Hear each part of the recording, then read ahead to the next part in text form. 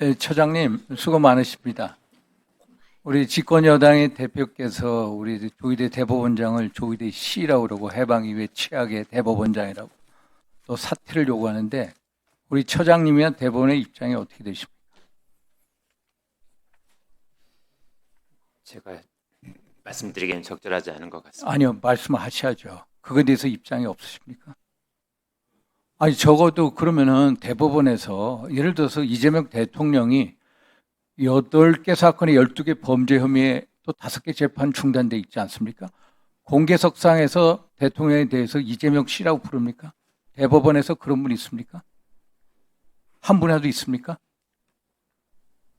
아니 조희대 대법원장에 대해서 조희대 씨라고 그러고 사퇴하라고 그러고 이거에 대해서 한마디로 권위에 대한 헌법기관에 대한 부정 아닙니까? 우리 이진수 차관이 어떻게 생각하세요?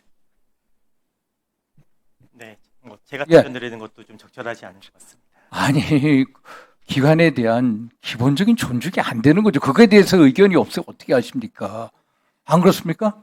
헌법과 법률에 최전선에 있어야 되는 분들이 그거에 대한 입장이 없다. 그걸 어떻게 받아들입니까? 그러면 현수막으로 사퇴하라고 해서 대법관이 사퇴할 수가 있습니까? 처장님? 사퇴 가능합니까? 사퇴하나요? 헌법 106조가 뭡니까? 처장님? 헌법 106조 법관은 탄핵 또는 금고 이상의 해용 이하지 않고는 파면되지 아니한다라고 돼 있죠. 그럼 헌법 103조 법관은 뭘 가지고 재판합니까? 헌법과 법률과 양심에 따라서 독립적으로 재판한다고 돼 있습니다. 그런데 이런 식으로 사퇴 압박하고 현수막 거는 게 독립적 재판, 그 헌법 위반 아닙니까? 헌법 위반이죠. 안 그렇습니까? 아니 저는 여기 홍익표 우리 실장께서도 이게 대통령의 임명권에 대한 침해다. 그러면은 한마디로 얘기해서 대통령이 선호하는 대법원장이 제청을 하라, 후보를 제청하라는 거 아닙니까? 이러면 대법원장 몫의 제청권도 대통령 행사하려는 거 아닙니까? 그럼 이게 뭡니까? 이게 결국은 사법부에 대한 겁박이고 소위 말해서 상권 분리 위배 아닙니까? 그러면은 결국 자기 사건의 재판을 자기 스스로 재판관을 고르겠다는 그런 심정으로 이르지 않냐. 아르헨티나의 카를로스 메넴 전용 법원을 만들지 않았습니까? 대법관 5명에서 9명을 늘렸죠. 차베 우에서 20명에서 대법관 32명 늘렸죠.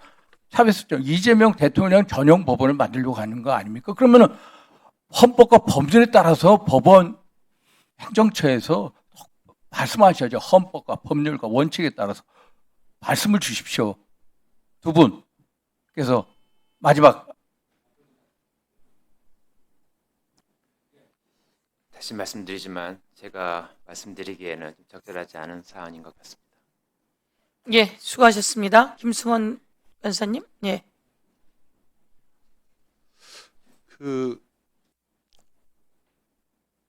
사법부의 독립 중요하죠. 중요하고 또 민주적 정당성을 받는 것도 중요하고요. 또 무엇보다도 국민의 신뢰 속에서 공정하게 재판하는 것이 가장 중요하다고 생각되는데 지금 조희대 대법원장 하시는 거 보면 정말 사법부를 정쟁의 한가운데로 몰아넣었고 정말 우리가 존경해왔던 예전에 대법원장이라든가 법관의 모습과는 너무나도 동떨어진 우리가 항상 생각하는 가인 김병로 대법원장이라든가 그런 분들 생각할 때 왜 사법부가 이 지경까지 이르렀는가. 결국에는 12월 3일 그 밤에 대법원은 무엇을 했으며 왜 대법원장이 정의와 인권의 최후의 보루로서 그 불법 계엄의 부당성을 무효를 왜 그걸 밝히지 못했을까 등등. 또 5월 1일 날 민주적인 새로운 정부의 구성을 위한 선거가 한참 진행 중에 왜 갑자기 제1야당의 후보자를 전례 없는 속도와 그것으로 이렇게 날려버렸을까 등등.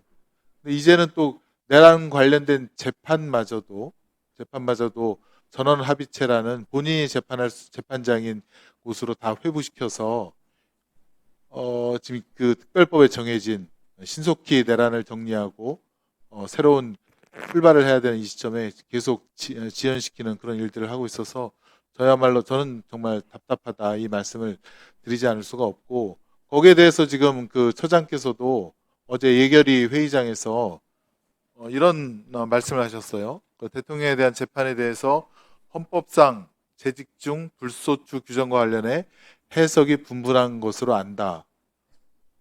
아니 근데 저는 깜짝 놀랐습니다. 이 법을 배우는 사람이라면 뭐 소장님이나 저나 같은 그런 코스를 밟아온 사람들 아니겠습니까?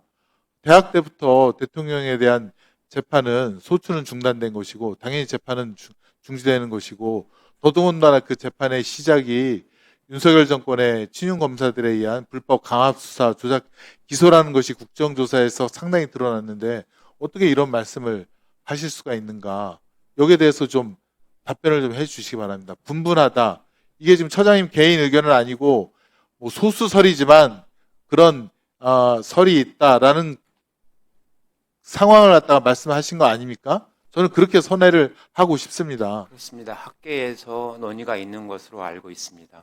아니, 학계 압도적인 다수설과 실무적인 관행은 대통령의 재판은 소추는 중단되고 재판은 중단되는 것이 압도적인 다수설이고 그래서 대통령에 대한 공소시효도 중단되는 거 아니겠습니까?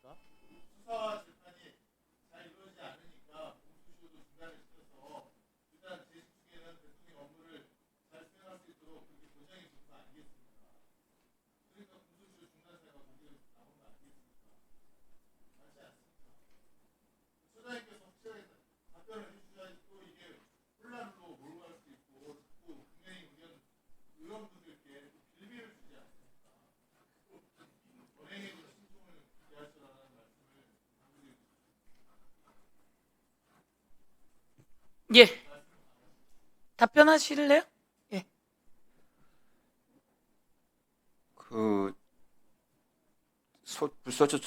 소추 여부의 재판 진행이 가능한지에 대해서는 헌법교과서도 의견이 분분한 것 같고 다만 뭐 굳이 말씀을 하라고 하시면 뭐 대통령의 국가 원수로서의 지위나 국격이나 또 직무 수행 등 여러 가지 사정을 고려했을 때 아무래도 재판은 진행되지 않는 것이 더 적절하다고 판단해서 아마 헌법에 그런 규정이 들어가지 않았을까 하는 제 개인적인 생각은 있습니다. 다만 이게 헌법 해석의 최종적인 권한은 헌법재판소에 있기 때문에 제가 그 문제에 대해서 더 말씀드리기는 어렵다고 생각합니다. 예, 수고하셨습니다. 제 개인적인 예. 생각일 뿐입니다.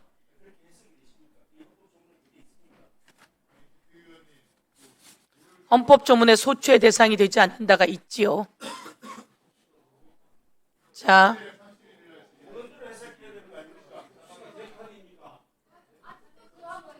소추의 대상이 아니니까 재판도 안 가는 거지요. 그걸 모릅니까? 소추의 대상이 아니니까 재판에도 안 가는 거죠. 그것도 모릅니까?